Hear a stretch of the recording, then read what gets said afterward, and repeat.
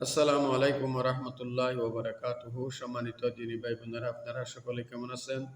আলহামদুলিল্লাহ, আল্লাহর রহমতে আপনাদের দুয়াই আমি ভালো আছি। আমি আজকে আপনাদের সামনে একটি গুরুত্বপূর্ণ বিষয় নিয়ে আজকে লাইভে আসলাম। অনেক ভাই আমাকে জিজ্ঞাসা করছে, হুজুর, সারা বাংলাদেশে যে শিশুদের ভ্যাকসিন দেওয়া হচ্ছে, এ ব্যাপারে আপনার মতামত কি? এ ব্যাপারে আমাদেরকে কিছু জানালে ভালো হয়।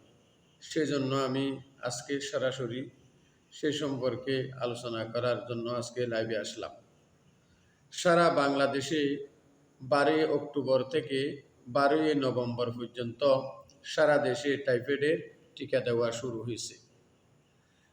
ছোট শিশুদের যাদের বয়স 9 মাস থেকে 15 বছরের নিচে পর্যন্ত যাদের বয়স হয়েছে, আপনারা আপনাদের শিশুদের জন্ম নিবন্ধন করে টিকা দিয়ে দিবেন ইনশাল্লাহ।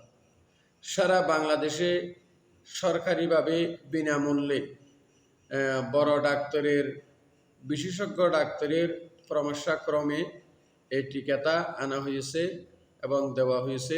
সারা বাংলাদেশে প্রায় 5 কোটি শিশুদের জন্য এই টিকা দেওয়া হবে। তাই আপনারা আপনাদের শিশুদেরকে আপনারা টিকা দিয়ে দিবেন, কোনো সমস্যা হবে না, বইয়ের কোনো কারণ নেই। এটা শুধু আমাদের দেশ না, অনেক দেশের মধ্যে এটা দেওয়া হয়েছে। পাকিস্তান, নেপাল, ভুটান ইত্যাদি দেশে এই ভ্যাকসিনটা দেওয়া হয়েছে।